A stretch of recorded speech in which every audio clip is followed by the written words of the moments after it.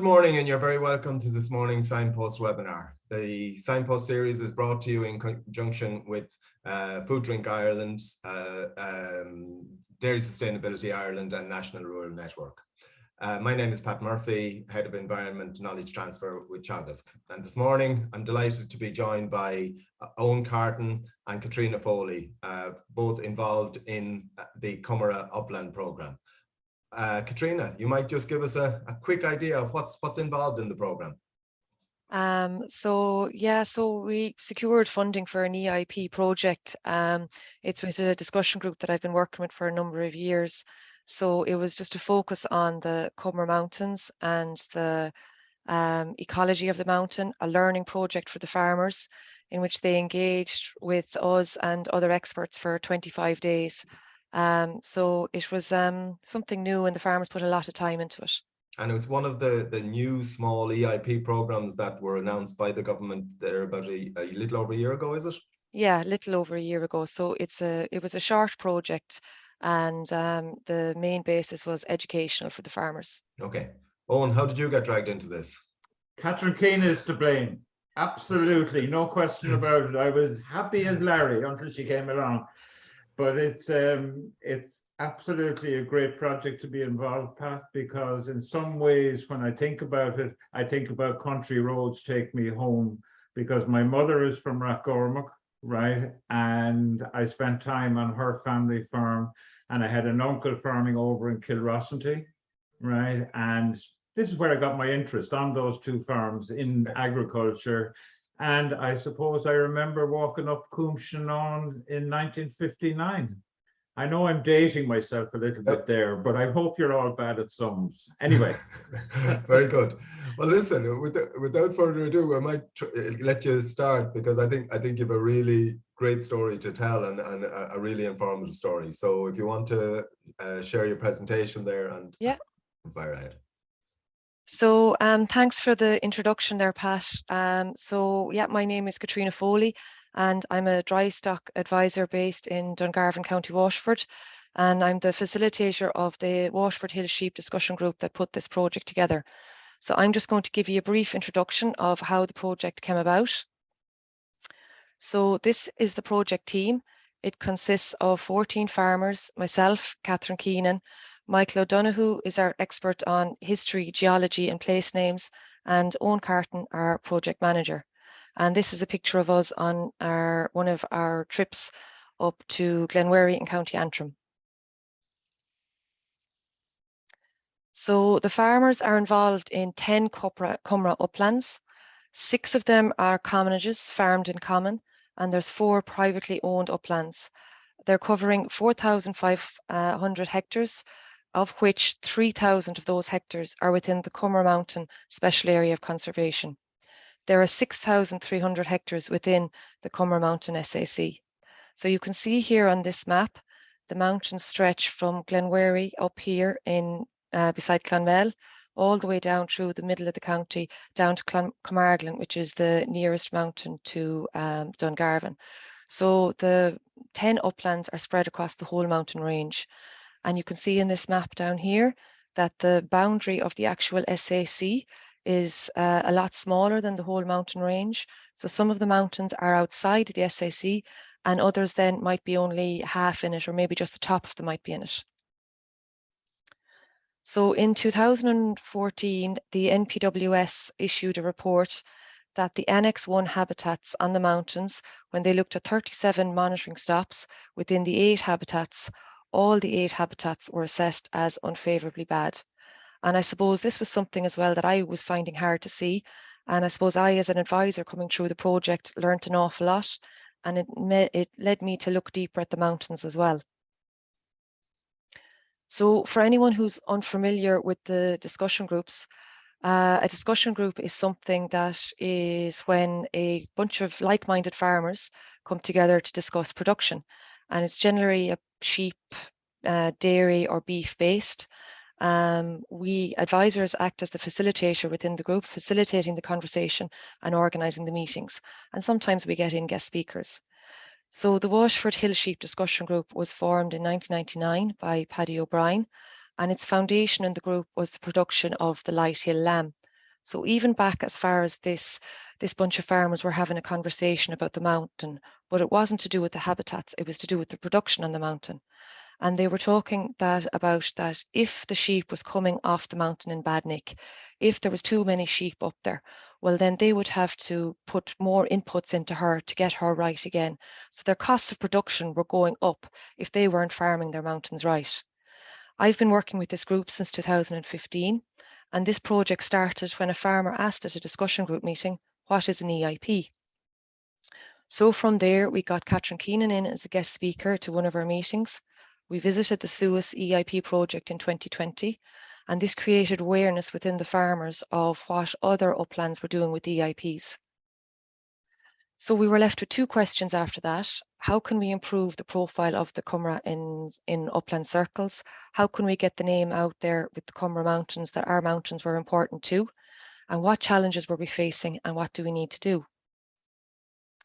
So in the spring of 2021, the Department of Agriculture put out a call for a Eurovision Innovation Partnership scheme application. There was a COVID lockdown going on at the time. So we pulled 5 names out of the hat of the farmers, 5 of them to represent the bunch of the 14 farmers. And we all met together maybe 5 or 6 times over Zoom for a couple of hours to try and put the application together. And this is when Catherine Keenan introduced us to Owen Carton, who was giving us some assistance in putting the application together, and Owen eventually became our project manager. So we began a discussion about what issues we might consider in the project. The main one that stayed with us all the time was an ecologist and getting the upland assessed. From the very beginning, the farmers were saying, right, we know the mountains are protected, we know the mountains are important, but we don't really know why. Like, what's up there?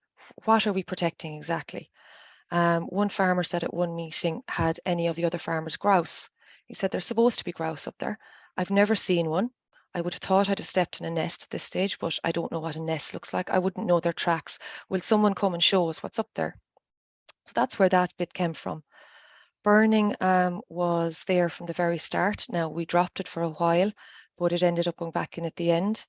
It is a very controversial topic, but it does need to be addressed. And then there was a list of others. We mentioned drones, we mentioned fencing a lot, bracken control, genomics and breeding of sheep. There was a trip to Scotland mentioned and a helicopter even at one stage. So we managed to secure 118,000 funding for a 13-month project. We were after getting a brief extension due to the sudden passing away of one of our members, Willie Fraher, who was a great supporter of this project. We started work in July 2021. We have almost 95% of it complete with one site visit left to do. We're hoping to go up in September to the Pearl Mussel project and the Wild Atlantic Nature, and then just the write-up and the reporting to be completed. So I'll hand over to you now, Owen.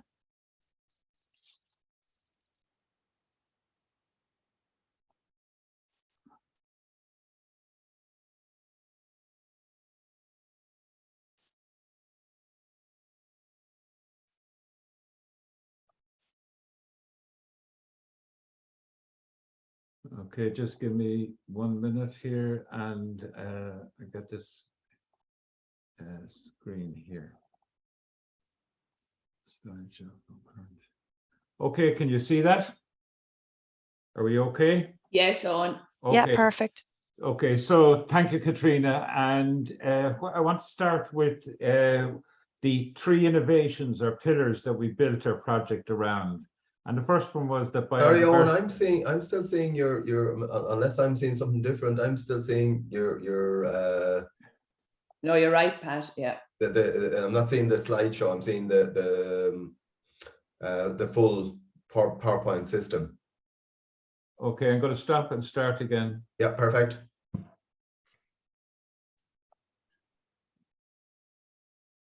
Now, have you got me? Yeah, go fire ahead there. I know. Are we okay?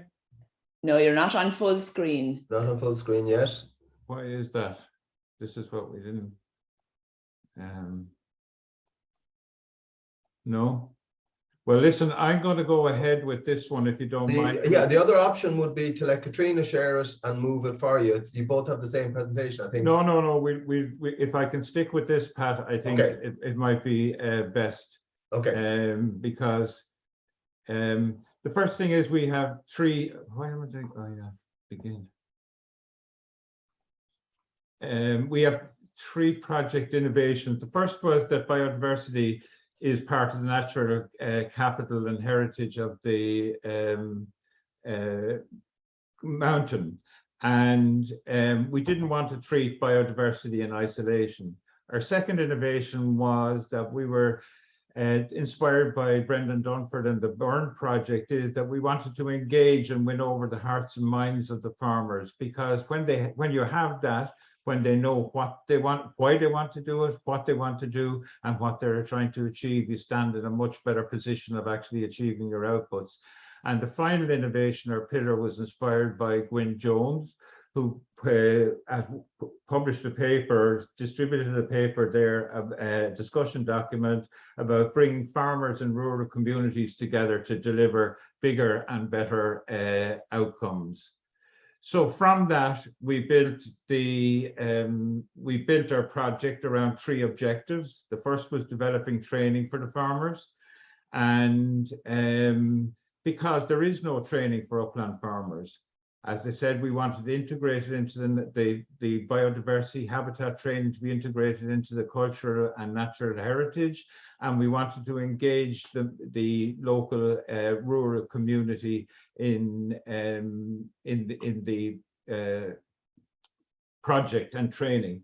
So to skip kind of fast forward to our main project outcomes, the evidence showed that our training approach built our farmers' capacity. We hope that it might provide a template for future upland training courses. And the discussion group model provided an excellent forum for learning, right? You know, Katrina was talking about that, and it really does work, that forum of people able to talk together. Interagency cooperation was required, for actually essential for the delivery of our project. And our engagements with the rural communities were empowering for the farmers. There was a couple of issues arose for us. And the first one is, like in all of life, more and better and honest communications are required between the actors. The conservation targets for some of our habitats, I think we need to have, what are the options? We need to have some discussion about that. And I think when you look at what we're trying to do, you know, we ask ourselves the question, is our knowledge base up to the task of delivering these new services from the uplands? And there's certainly no doubt that we need a new research, knowledge transfer and demonstration program for the uplands.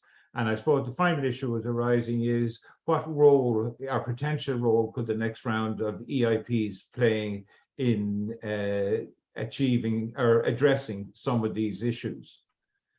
Going back to the Comeragh itself, they're a glacial landscape of national importance. They began their formation 400 million years ago, and with faulting and folding going on. And then if we come fast forward to about 1.5 million years ago, what was there at that time then, it's reported there were over 25 ice ages happened up to about 12, the last one about 12,000 years ago. And that sculpted the mountain and gave us that unique and actually beautiful landscape that the Comeragh provide. Now, the management of uplands, and I suppose we're talking about marginal areas as well, right, doesn't deliver, right, the returns from food production is not enough to make it viable. So, but there are new opportunities emerging, right? And these new ecological services like water supply from the uplands, flood control on the uplands, a lot of talk about carbon sequestration at the moment, public health and recreation, biodiversity and habitats. And in addition, our results-based RBAPs, results-based agricultural payment schemes, have emerged and are emerging in the new acres, and they kind of provide a new opportunity to develop a multifunctional uplands. But the delivery of these new services from the uplands is going to require new knowledge and management. So our project was about preparing farmers to take ownership and engage in delivering biodiversity and habitat outcomes with community engagement. It's very important at this stage to say there was 34 people listed here who, with a whole wide range of skills, who right throughout the project inspired us, supported us, and encouraged us. And what we want to say is a big thank you to you guys, because without you, we wouldn't have been able to deliver the project. If we go back to the start of the project, the first thing we did was to kind of say, well, where are we starting from? And we did an assessment through a little survey where we sat down and did it all together. And what we found was that the farmers, the discussion group members' knowledge of biodiversity and habitat was assessed as poor. They knew a bit about upland management, but it was fairly focused on production. And they knew a lot about the landscape, because I suppose they're up there walking that landscape every week. As Katrina said, we're now at the end of the project, and we're putting together this project report. And it's a very important report, we believe, because it is written in part by the farmers. In other words, the farmers have written stuff that's included in this report. And then the experts who helped us and ourselves, the project team, wrote the other sections. But the main thing is that we want the farmers to feel that they have and know that they have ownership. This is their report, not somebody else's. Its purpose is to supply backup information to what we did during the training course and to provide project legacy. So I'm going to go down through these various sections and tell you what we did. The first section, this was the introduction. It was written by farmers, and we asked them to tell us their story of their upland and their commonage. And they wrote them down, and we typed them up, and they're included in the report. We also asked them if they could draw a rough map of their upland and mark out the place names on it. And they did that. So what we've got is this, in this introduction, the farmer's report, which gives them hopefully ownership of it. And it's a family legacy, because in this section here, there was memories, living memories happening.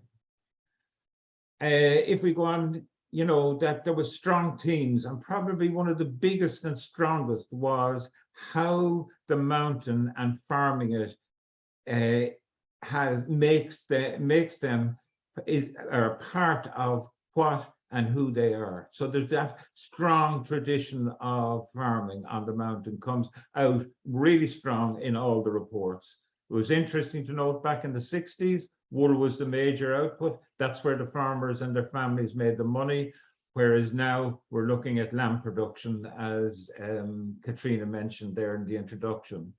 There's lovely stories about gathering and shearing sheep together, right? And these were in gentler times, you know, when time wasn't moving as fast as it is today, and people got together and worked together. And there was, you know, all of them mentioned a bit of crack associated with that. The impact of snow was a big issue for the mountains. And when you think about it, if you get snow on the mountains, the sheep are in trouble up there, and it's very hard to get up there and follow them. There was one event that kind of caught my eye, and it was on one of the things was about 1947 snow. And what it said, it was talking about prior to that, there were people living on the mountain, right? In houses on the mountain that they had flocks.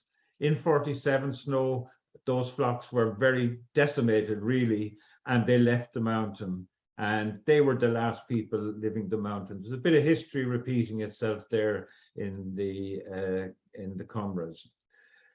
So the next section in the report is on geography and place names. How do we do it? We walked and we talked. And Michael O'Donoghue here, who Katrina said was our project geographer, Gael Gore, he's an upland walker, and he's a passionate interest in the Comeragh Mountain. So we were very lucky to have Michael as part of our project. And what he did was he went up, walked the 10 commonages, and 6 commonages and 4 upland with the shareholders and the owners, and they shared their knowledge, right, of the landscape and the place names. And when we were finished that, Michael came down and Michael wrote a section for the report on the geography. And this is a map. So where he described the feature, he marked it out where he was talking about it on the map. He did exactly the same with place names, wrote up the section and marked out where the place names are on it, and also gave an explanation of the route of the place names. And you know, he was very much helped in that process by Canon Power, who published this book, The Place Names of the Dacia, in 1907. And again, the output of that is it's a legacy in the report for the farmers and their families. And because Michael gave the talk in Ballymacarbery Community Centre on the geography of the upland. So we had that community engagement there as well. Kind of sticking with the cultural element of the project, we had Hugh Carey from the National Monument Services, and he came down to us and he gave us a walk, or introduced us to some of the monuments on Comeragh. Now, we didn't do them all because there are 111. Comeragh is the first place people settled on the Comeraghs. And Hugh also gave a talk to the local community in the Rathgormack Community Hall. And I just want to mention that we had 2 other speakers who gave talks, one on the birth and death of clustered villages on the Comeragh Mountains. These were villages when people moved onto the Comeragh Mountains at the end of the 18th century, early 19th century, and lived and worked on the mountain. And their death in the early 1900s. And then we had Sean and Sheila Murphy, another 2 local historians, and they talked about the folklore on the mountain. So going back to the monuments, as I said, the monuments are the first records we have of activities on the Comeragh Mountains, dating back to about 4000. It's kind of interesting that those first settlers were hunter-gatherers, right? But then to improve food security, they started to domesticate animals and grow crops. So in some ways, that tradition and definition of the farmers on the mountain of who they are and what they are has the roots back to those early settlers 6,000 years ago. And that root is relevant to the communities, the local communities that are living there. So in the report, right, we provide a resource. In other words, we have talk about what monuments are on the uplands. Some of them have very few. And like, as I say, Comeragh has over 100. That provides a legacy for the farmers and the family, and we garnered community engagement by the talk that Hugh gave. The next thing was rivers and streams. They're a very important part of the upland ecosystem. And we had, again, walking and talking. Philip Murphy of Lawpro and Cathal Summers of ASAP did the walk with us. And Fran Igo spoke about the rivers and lakes on the Comeraghs and told us a good story about the Arctic char, the fate of the Arctic char in Coomshannon Lake. When Philip and Cathal brought us up the mountain, Philip showed the farmers how he takes a kick sample and how he uses it to assess the quality of the water there. Cathal discussed some of the issues of where upland farming can impact on water quality, like erosion leading to sediment getting washed in, or burning leading to burnt ash getting come in, dealing with sheep dip and supplementary feeding. So again, what we were doing here, we was trying to grow the knowledge of the farmer. We provided in this report, which Philip provided us with a little summary of the river and their current status in terms of quality.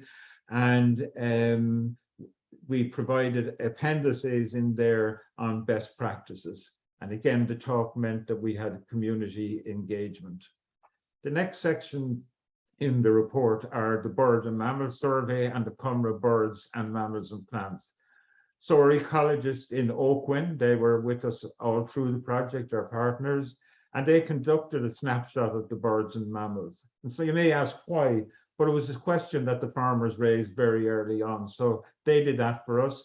And they produced a little report on each of the 9 uplands that they think and identified where the birds and the mammals were identified on it. And then we moved on from that to the next section, which was in the report on the common Comeragh birds, mammals and plants.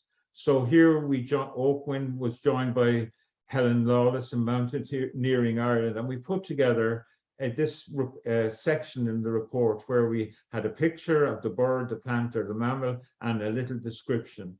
And this is within the report a resource for the farmers and the families. But we went a little bit beyond it in that, in terms of community engagement, Helen is working furiously at the moment to finish off this Walking with Wildlife brochure, which is an insight to the key flora, fauna of the Comeragh Mountains. And this will be available for hill walkers and locals, and kind of brings that habitat biodiversity to the wider public and the good on the mountain. And we hope to launch that in early August. Some of us in the project were lucky enough to take part in the Burn Bio Heritage Keepers training. And one of the outcomes of that for us was that we put together posters on the birds, the fauna, and the plants for schools. And we distributed them to the 6 primary schools just before they closed in June. The next section that we dealt with in the report, this was flock management. And what we did was we asked the farmers we gave them a bit of a structure there, asked them to kind of describe their upland management. So what we have got now in the report is a snapshot or a record of their upland management. And again, by writing this themselves, they didn't get anybody else to write it, they wrote it. And it's part of a legacy too in the report. And I'm just going to take a little sidestep here to say a few words about grazing management. If we look at grazing management for habitat, there is guidance out there, right? And it's about stocking rate. And when we looked at the information insofar as we could that we got from the flock management reports, we were able to say our farmers were in general within it. Particularly for our upland farmers, were within the limits. There was no exceeding of them. But then in most things, when it comes to upland, I contact Declan Byrne of the Suez Project to get myself head straightened. When I was talking to him about it, Declan came up with the 4 hours of grazing, which I think is an interesting and useful way of looking at grazing. It's not only about stocking rate, that's the right number of stock. It's also about the right type of stock. It's also about grazing the right upland areas, and it's also about grazing them at the right time of the years. So I think that there is a need to develop the evidence base to underpin that and to expand it to take account of the other grazing management.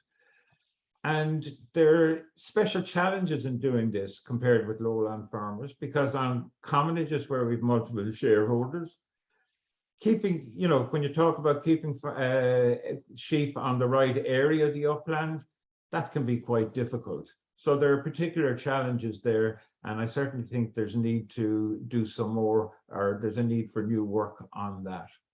When we talk about the Comeragh Mountain habitats, Katrina mentioned there that there was some awareness, right, among the farmers about the background. So we put in a chapter in here, and we were helped by Enda Mullen of National Parks and Wildlife on the background to the Habitat Directive, the Comeragh report, the Comeragh Mountain report that Katrina mentioned, the Comeragh Mountain Conservation Objectives. And again, in the report, this is supporting material for the farmer. And it's clear we need more conversations around that. moving on to the main area, which was the habitat training that we did. And the training was walk and talk, and lots of walk and talking, and then some. So the first thing that Julie Larkin, our ecologist, did was brought the farmers up and introduced them to some of the habitats on the mountain. And she did 2 of those walks, but this was a very interesting comment after the first one from one of the farmers who said, this is the first time I've ever walked on the mountain and looked down at what I was walking on. It's a very telling comment in 2021 when we're talking 2021 when we did those walks. And then when Julie went up to assess the uplands and the commonages, she was accompanied by the farmers, and showed them how she assesses them, and there was great learning, walking and talking going on in that. And then Julie provided the results and a little report on the potential actions, right? And, you know, again, what we were doing here was growing the farmers' knowledge. And you might be interested in some of the kind of comments from Julie's reports, from the 10 report, trying to summarize here. She mentioned reducing grazing pressure in 9 of the 10 reports. Now, it's important to say that this was only on small areas of the commonage. It wasn't overall the whole it wasn't on the commonage, it was areas within it. There was bracken control on 6 uplands, primarily on dry heath. Purple moorgrass control on wet heath in 6 reports. Restoring wet heath on 4. Scrub removal on 2. There was burning noticed happening on 2 uplands on wet heath. Reduced burning frequency, and there was on 1 upland concern about soil erosion. And again, our discussions around these was about growing the farmers' knowledge. We know the new acre scheme is coming on board, and there's going to be results-based payment and scorecards. So again, Julie brought the farmers out and showed them how the scoring card works in different habitats. Again, this was part of growing the knowledge.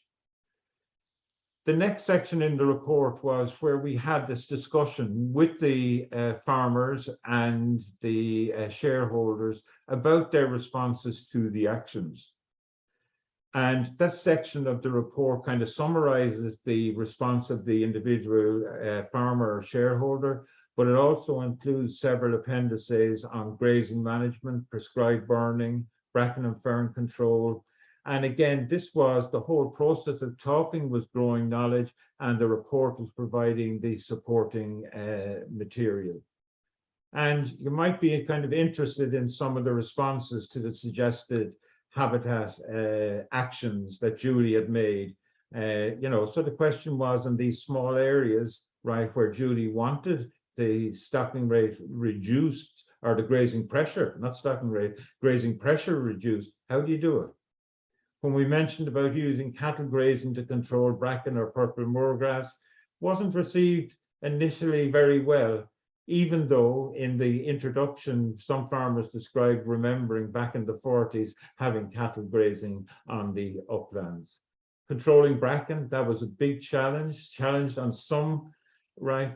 But it was interesting, there was one upland that bracken was just beginning to get in on, and like they were in the lucky position that they could control it and actually plan to control it for stopping in. But there are other commonages where, you know, there's up to 20% of the commonage covered in bracken. So they found that very challenging.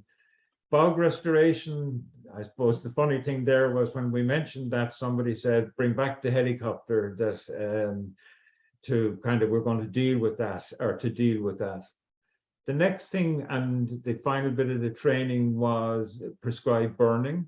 We had a talk and demo, and we're very grateful to Kieran Nugent from DAFM and John Casey, who provided the training.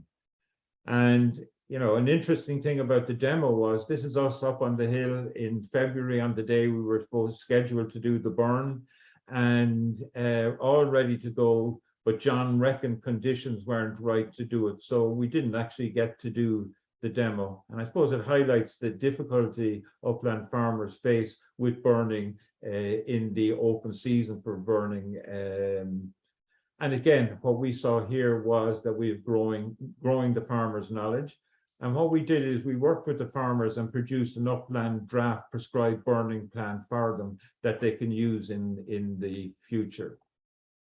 The other project activities, Tuesday Tea Talks, these were for the community engagement. I've mentioned those already. They were very successful, and the communities got into the spirit by bringing in school bands and choirs to sing to us. Farm visits, we did a number of these farm visits from the schools. This was part of the heritage keepers training, the outcome from that. And it was really successful. You want to see the farmers running those days. They ran them. They wanted to tell the school kids about their mountain and what they were doing on the mountain. And like what came across in the responses that we got from the teachers was the passion and the pride that the farmers had. And the sheepdog trials were very popular with those farm visits. And then finally, we had these site visits. Katrina mentioned we went to Glenwerry where we met Brian Irvine, who gave us a great initial insight into the new ecosystem services like carbon sequestration and the work that he is doing, that water control and that. And again, this was about growing knowledge, community engagement here, and those community engagements I felt really empowered the farmers. So nearly at the end now, our project, we're preparing farmers to take ownership and engage in delivering biodiversity and habitats. They put in 25 days into this training program and working with us on learning with us during the program. So how did it go for them? We got Anita Upton from Teagasc Athenry, she's a sociologist, to assess the knowledge. And here are her preliminary results. The farmers acquired new skills, right, through the project engagement activities that I've been talking to you about. They really liked the learning by doing with the experts on the mountain. And one thing that really came across to Anita was that it was a conversation. It was that they felt, and particularly with the ecologist Julie, that she listened to them. She wasn't telling them. There was that exchange, and that worked very well. And that's what I mentioned there about the school visits and the community, or the school visits to the farms. That was very empowering for the farmers. They really got a lot out of it, and the community got something out of it. And then they were very pleased with the kind of impact, you know, the kind of discussion on the traditions, the history, the place names, and the local farming practices, and that there's a record there for them in the future. So just to finish up, our approach may provide a template for future farming upland training course, which I believe are definitely a necessity going forward. We increased the knowledge of the farmers, greater awareness and ownership. I think we achieved that. And our engagement with the rural communities were worthwhile and rewarding and empowering for the farmers.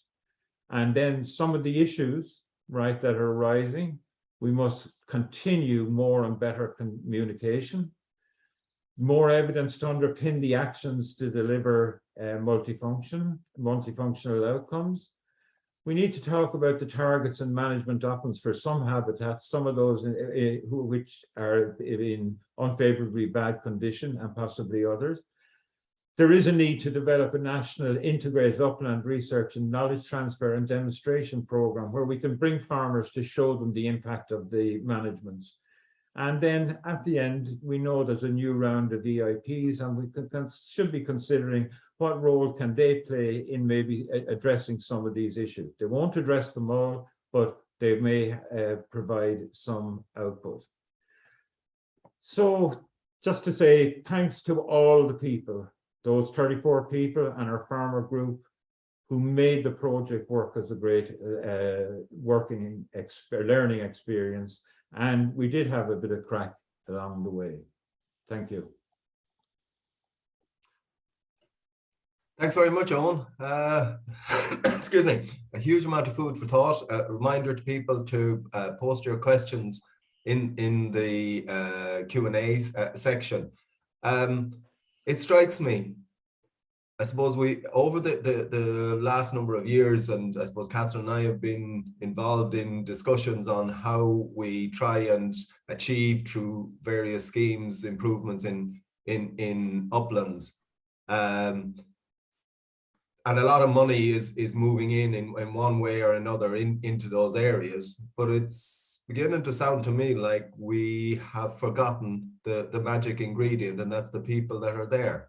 And in terms of the supporting and resourcing of the people, the building of a pride of place, and those are some of the things that you seem to have, I suppose, tackled in this project to great effect. I think that's right, Pat, and you put it very well. Like, I think our thought was great schemes out there, you know, focused on improving the uplands, but they take time, right? And what we said at the beginning was, if we could change and help the farmer and focus our attention on the farmer, build his knowledge of it so that he's able to take on the actions and implement them, that we might get a better bang for our buck. So one of the kind of things that we've been talking about, maybe in future ACMs or future schemes, maybe not the acres coming up, but education and training would be an essential part of it, right? Or an important part of it, to build a confidence. And like, we saw that in the farmers. I don't know, Katrina, do you want to add anything to that? Yeah, and I suppose one part of the project with the farmers was it actually gave the opportunity to the farmers to show off their hills. Do you know, there was a lot of external people coming on, and I suppose we look at agriculture and we think of the nice cattle, they're after putting on loads of weight, or the dairy cow, God, she's producing loads of milk. But I mean, we have to enable farmers to be able to look at the environment that way and produce their habitats like that as well. Okay, Catherine, a number of questions coming in. Yeah, very complimentary, but you'll probably mention that at the end. It would be interesting to hear from Owen and Katrina in relation to lessons learned for this project for acres. And as we know, that's right up on us. But what changes to existing advisory approaches and new advisory skills, if any, are needed for its successful implementation by the advisory services? So is there anything we can learn short term and maybe then longer term as well? So I suppose the biggest thing about schemes is it's very hard to get everything to fit into this one scheme. One thing about the mountains in this project, and I'd say it's the same for mountains all across Ireland, they're all very different, and then all the farmers within them are very different.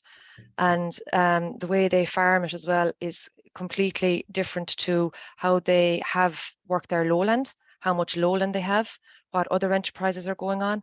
So you really need to look in really closely on the individual, on the farmer, and then go out on the mountain and kind of see what's going on. The other thing then I suppose about schemes is the one-day training program, and I've done many of them over the years between REPS, GLAS and AUS. I don't know how you get the training across in a one short day. It's very hard to engage at that level. Time as well then in schemes, I mean, they're paying for a service to get into the scheme, and time is money. But I mean, to do things right, to get good engagement from the farmer, to learn everything that's going on, the advisor has to give that time. So I don't have any real answer. I just have a lot of questions. I think acres is certainly part of the solution, and I'm really interested to see what's going to happen with the cooperation project and what options are going to come there. Yeah, and just to add, sorry, Catherine, just to add to that, I suppose the question was, what are the lessons? Well, like, I think one of the lessons that we feel is, if the new schemes cooperate, invest in time in training, that I believe, based on the evidence that we got from the training that we put in, there's a very good return on that, both in terms of the investment, in terms of return on the money invested in the training, and in terms of the skills of the farmers who are going to implement the actions going up. They know why they're going up, they know what they're going to do, they know why they're doing it. and that's a big help. They'll take ownership, and I think, so that would be, I think, incorporation of training. And I just pick up on the point that Katrina made there, is that training, is around the country. So there's great opportunities for the new technical universities and Teagasc to offer these training courses built around that conversations, communications, and time. So I suppose a question that strikes me from the description of what you have, I suppose, broadly classified as training, it strikes me as being a good bit more than that. And the engagement of, say, a lot of professionals from NPWS and other organizations with the farmers seems to be part of it. So it goes, to me, it strikes me you went a long way beyond the normal kind of training with an individual trainer. You went into a holistic approach of bringing the farmers and a lot of the professionals who are working in this area together. How important was that, and can that be replicated in what I might describe as a traditional training course, or is it something that we need to actually build into the process? I don't know. I feel it was really important because, like, when you're dealing with the uplands, it's multifaceted, right? There's not all the information doesn't reside, and that it's that cooperative approach, right? I think that's what we need, is the different agencies talking to each other, the different experts getting together. And again, what we picked up in our project was the way they engage with the farmers, right? That they talked to them.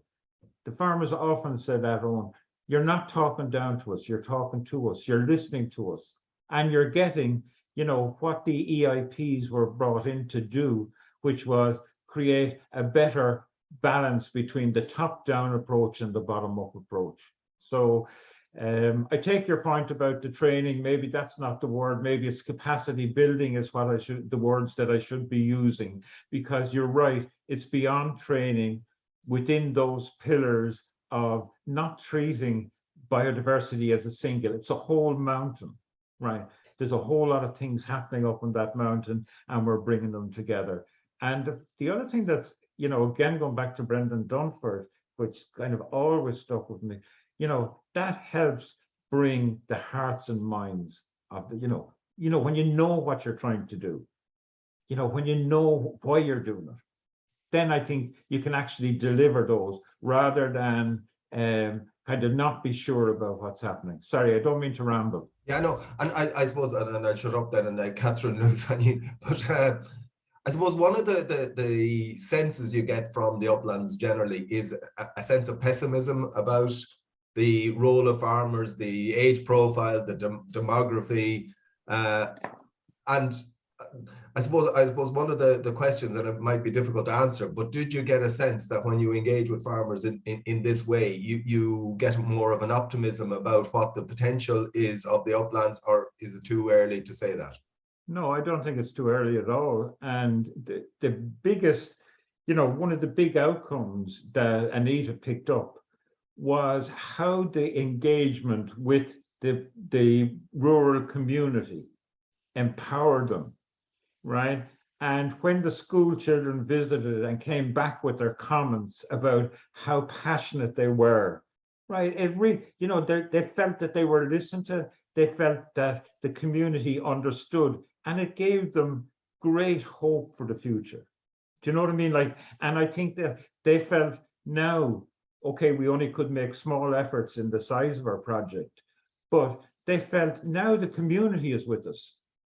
And this moved that pessimism away to optimism, with the idea that there are new potential sources of income coming down the line. I don't know, Katrina, do you want to add to that? Yeah, and I suppose there's one thing that I just want to link back, I suppose, to the training, and that's the word exposure.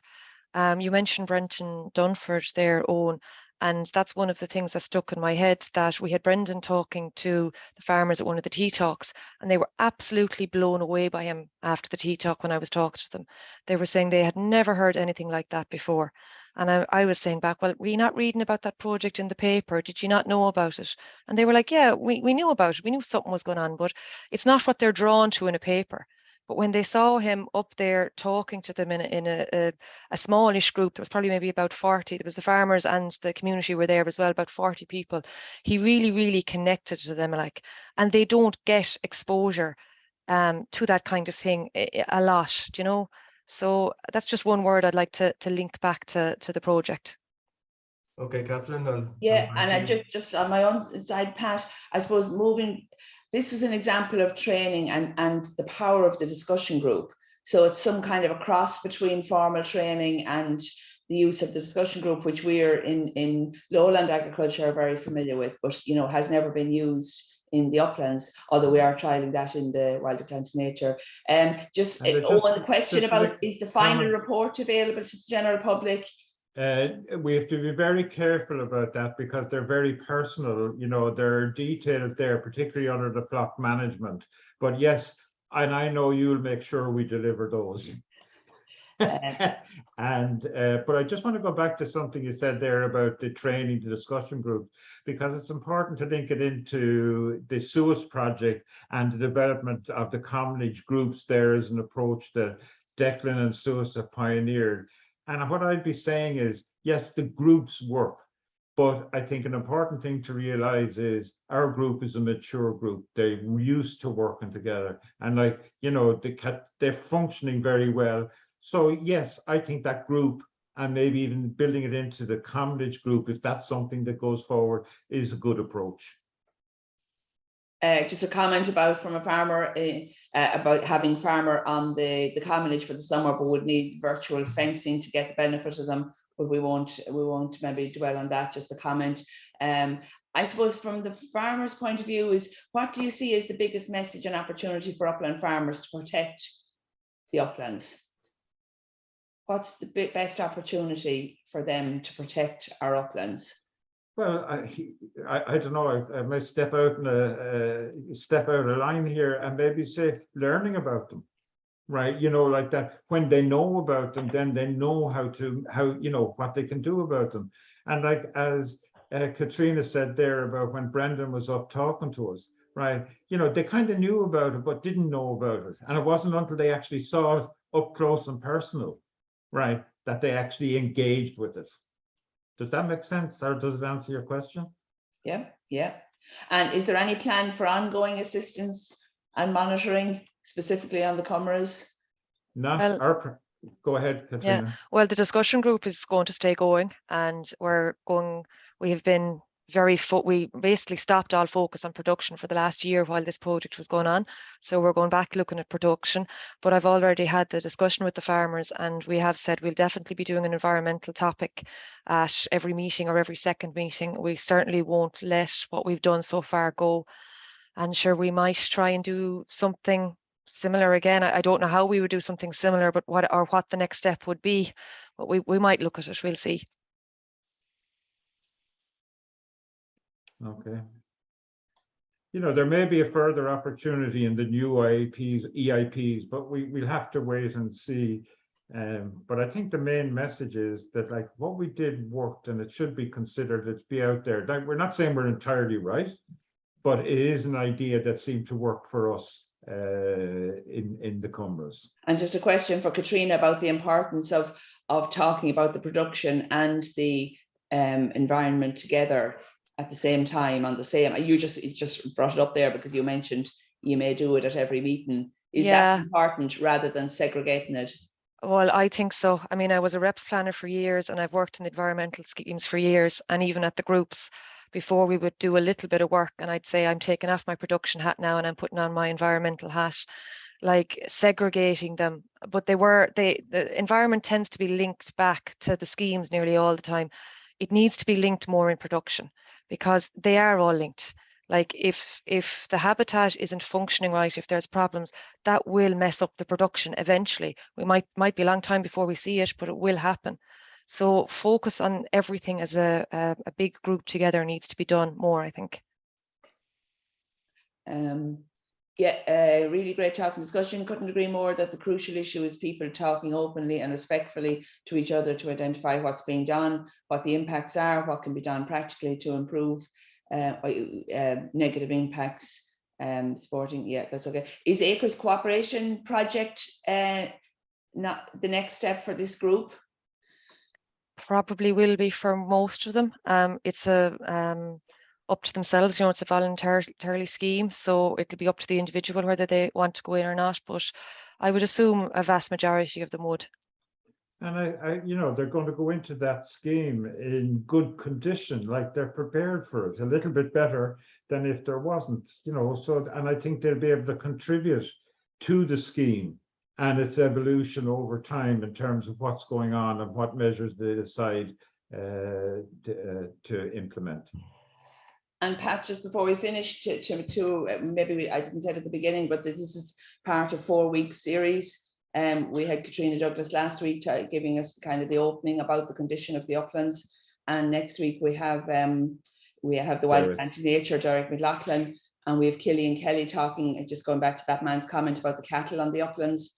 So I think, so just to remind everybody, it's the 4-week focus, and they will all be available on the website afterwards. Okay.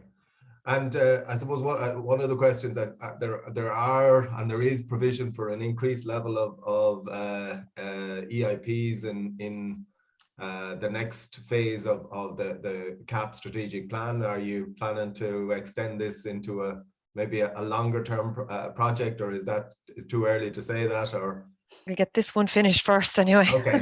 Yeah, before we start again. Okay. Oh, listen, I think from the comments coming in, there's an absolutely huge appreciation for the presentation you've given this morning, but I think also for the work that you have taken on. Katrina, I think in terms of taking on something like this, along with the busy role that you have in what you might describe as the day job. I mean, a lot of this I suspect is extra effort. So huge congratulations in terms of the learning that there has been in this in a very short space of time, and the potential example it sets, I think, for and potential direction for what needs to it does go happen. back to the farmers. Like, if I didn't see it in them that they wanted this, it would never have happened. And Owen, again, bringing, I think, your inimitable skills to bear in terms of I suppose understanding issues and bringing a project forward. I think that a huge amount of it was great, and like the farmers we worked with were great, the communities we worked with were great, and like, as I said, we had a bit of crack as we went along. It wasn't, it was good. So thank you. And I suppose a final comment is, I think in the uplands, if we don't deal with the human aspect, we're never going to deal with it by trying to deal with it without bringing along the people. So thank you very much for your presentation. And just to say thanks to our production team of Yvonne Marr and Andy Boland. And until next week, hopefully we'll see you all again. Thanks very much. Bye. Thank you. Bye. Thanks.